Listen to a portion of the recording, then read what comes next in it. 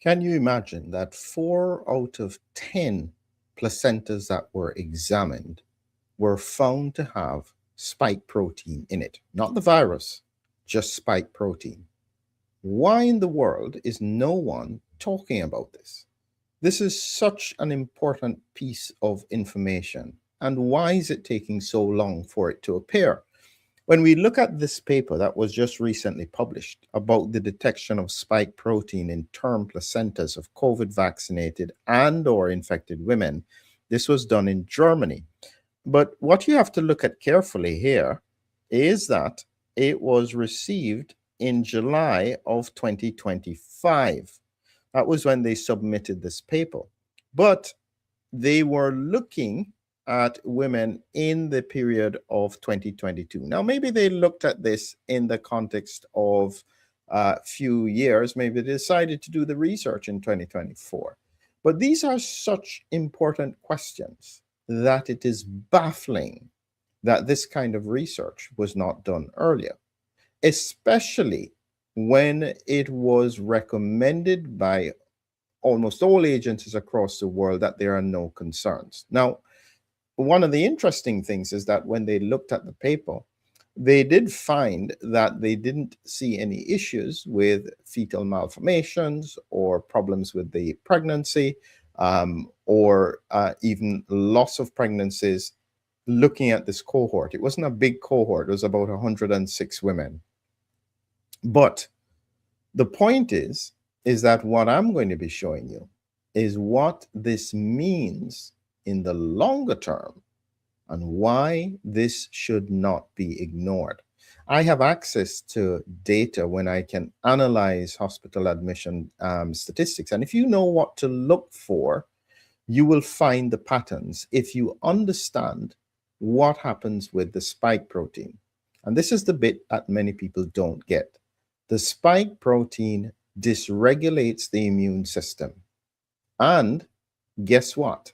There is a condition in the context of pregnancy, which is pre-eclampsia, that is like an immune disorder.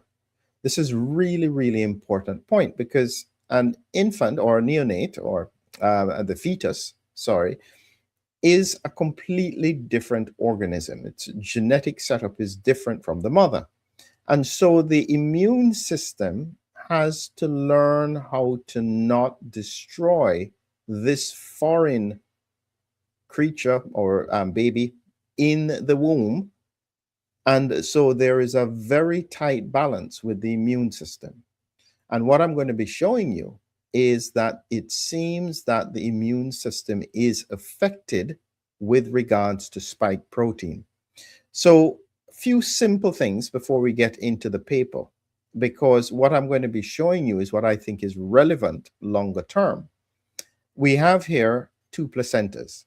On the left is a healthy placenta. On the right is a placenta with pre-eclampsia.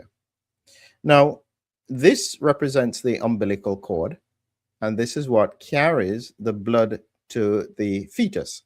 So remember, the baby has no oxygen, so it needs to get the oxygen and nutrients from the mother. That's the purpose of the placenta. And so these here represent blood vessels from the mother, spiral arteries, that will then meet with the blood supply from the fetus. But they have to be separate. They don't make any contact with each other directly because the immune system from the mother could then attack the fetus. What you notice in preeclampsia is that these spiral arteries are much smaller than a normal healthy pregnancy.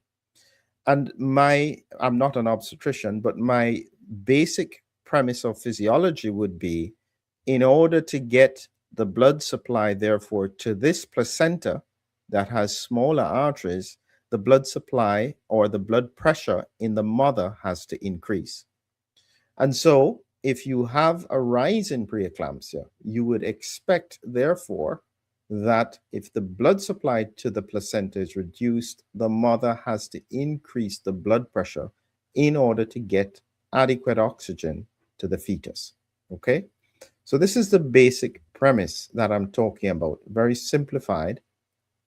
about the relevance of preeclampsia in the context of what we're looking at. So the first thing is, let's look at the paper and see what they found.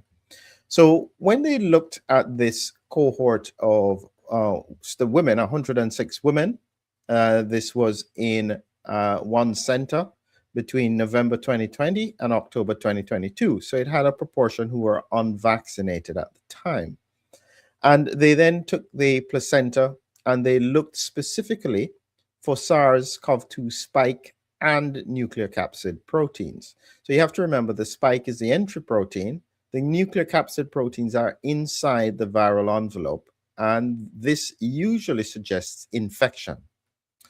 So they recognize that 87% of these women were at least had one vaccine dose. And they found that the spike positive cells in the placenta were predominantly Hofbauer cells and trophoblasts. Now, what's important about this is that these cells are immune cells on the fetal side of the blood supply. Now, remember again, just the basic premises here, that when we look at the blood supply, the mother is the one who would have had COVID and was vaccinated.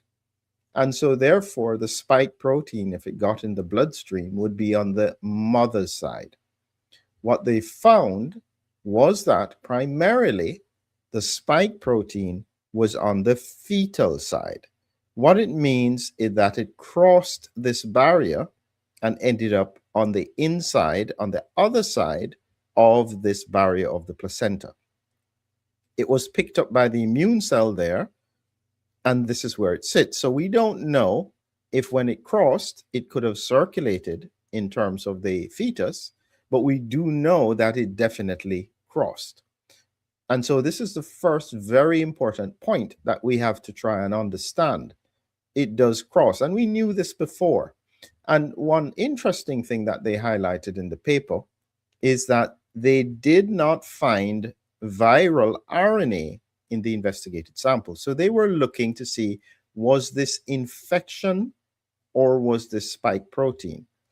And so it seems that there was no active infection in the placenta. This was likely to be circulation of spike protein in the mother. What we call exosomes is one of the examples where the body has vesicles and it shares them around if it's having a problem with them. And these little vesicles, these little balloons, can have packed in them RNA, DNA, proteins, and in some cases, spike protein. And it's one of the efficient ways that the body can share things around. These little packages, in theory, can cross this mother-fetus barrier in the placenta.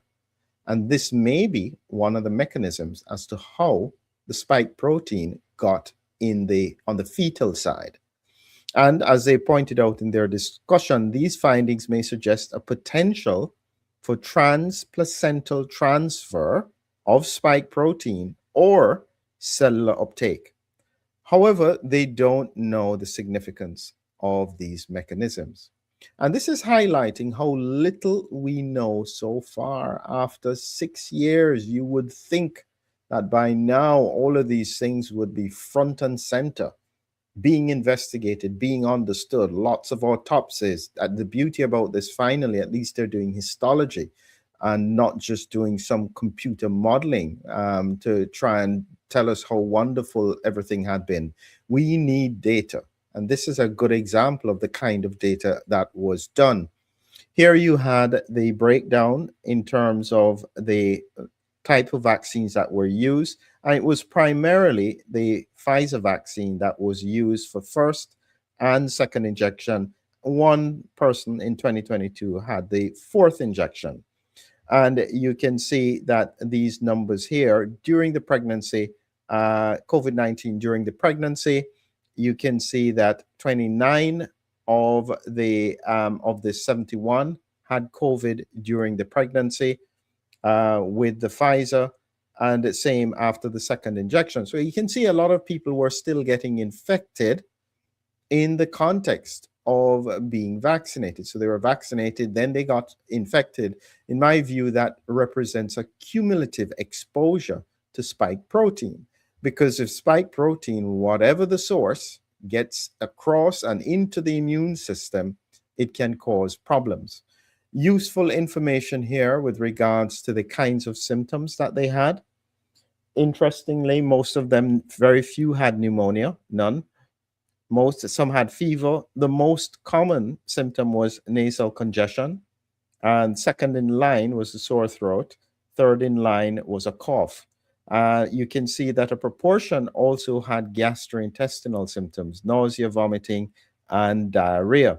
So again, nice, useful information with regards to what is happening. And again, another piece of information that I found valuable to reflect on is when they compare the vaccinated to the unvaccinated, even though it was small, you can see that for the vaccinated, nasal congestion is quite common compared to the unvaccinated, so slightly more. Looking across at whether or not there's anything else that stood out much. Diarrhea, nothing really. Sore throat, again, was higher in the vaccinated than it was in the unvaccinated. And these are just useful bits of history that are relevant going forward for what we're doing. Now, the important question was to do with what, where, and what was found with spike protein.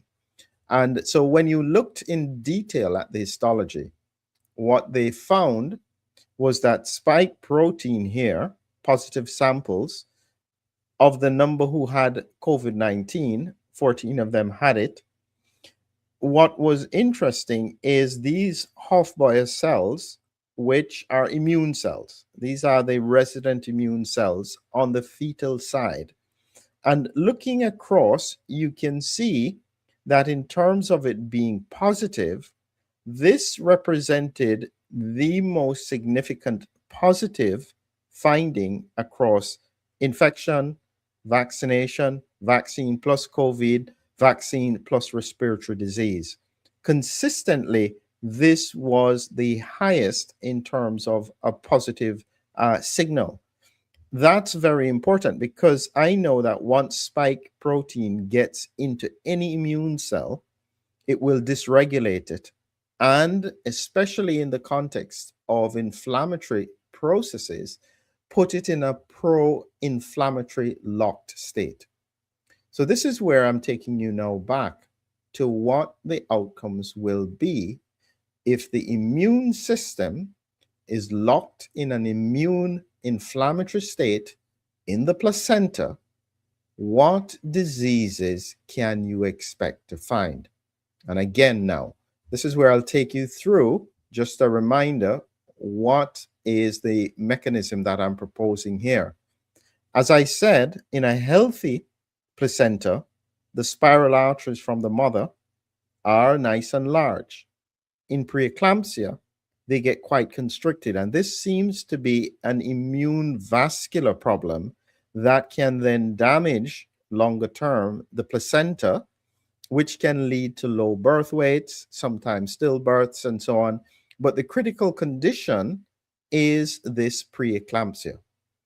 Based on the immune system, what I therefore looked for was, did we see any increase in preeclampsia and hypertension beyond the pandemic? That was what I looked for, because I knew that the driving force around the placenta and the way how the immune and vascular department is impacted by ongoing infection and spike protein exposure, I would expect to see an increase. But I did not expect to see this kind of increase. So what I have done is that I'm able to look at the statistics and put together flow charts of the conditions as they are admitted into hospital. And this is what I found when it was put together. This is pre-eclampsia admissions in the UK, ICD 014. Pre-pandemic, 2016, 2017, 18, 18, 19, 2020. You can see that this is pretty stable. 2021, we see an increase. This is 2022, 2023, 2024, 2025. This is going off the scale. I mean, we don't clearly have a good explanation yet. I think it's immune-vascular related. And what this is pointing out to me is the COVID storm. Reinfection after immune priming is driving pathology. And this may be one of the best examples that we see about what's happening in pregnancies. This is important stuff. And this really, really should be studied very, very carefully. I shouldn't have to be able to find this. I'm not an obstetrician. And so therefore, I'm just analyzing and using my understanding of COVID to be able to predict where disease trajectory will go. What about hypertension in pregnancy? Look at these numbers. My goodness, it went from 12,000, literally about 11,000 in 2020 to over 23,000 in 2025. This is a 100% increase on a trajectory that is going off the scale. This is a kind of thing that public health should be absolutely focused on. What does this mean? What are the implications? This is very serious pathology that we're starting to see, and it gives us an insight into what is happening across the population. When it comes to, and this is where the point is in terms of placental disorders, again, not a significant a rise, but you see a similar pattern. Rising after 2020, suggesting damage to the placenta. There is a dip here in 2025. I don't know if that's because there were less pregnancies, but overall, this is rising as well. Across the board, placental disorders and hypertension is going off the scale. I'm telling you that whichever way you look at this, this represents public health disaster in a decade, because everybody is sitting and hoping that everything is going to come back to normal. I warn you, ongoing circulation of this virus in a vaccine immune primed population is an absolute disaster, and it will only get worse year on year. Just a reminder as to what happens with the placenta. You can see here, these arteries, these spiral arteries from the mother get constricted. They can't supply as much blood with oxygen to the fetus. The fetus drives signals to then push up the blood pressure. And this is why I expect that hypertension in pregnancy would be increasing off the scale. As I said, the implications, this kind of research should have been done a long time ago. They're finding spike protein in the placenta, and it's in the immune cells in the placenta. It's likely to be driving pathology in pregnancy. In the longer term, they are only looking for fetal malformations and probably stillbirths around the time of vaccination. This is not how this works. This is a far more complex and layered situation. Again, final reminder, just in case you didn't understand the implications of what I'm saying. Pre-eclampsia went from about, say, 10,500 in 2019 to over 16,000 cases, admissions in the UK in 2025. It's horrific for gestational hypertension. Hypertension in pregnancy went from about 11,000 to over almost 23,000, almost 100% increase over the past 5 years. These patterns will continue. And the danger is, even if they accepted it, the reality of it, we may not have been able to mitigate it. But we have absolutely no chance of mitigating this if we don't research it. The pathology and the histology has taken too long. I've been calling for it for 4 years now, and we are only still getting snippets and tidbits.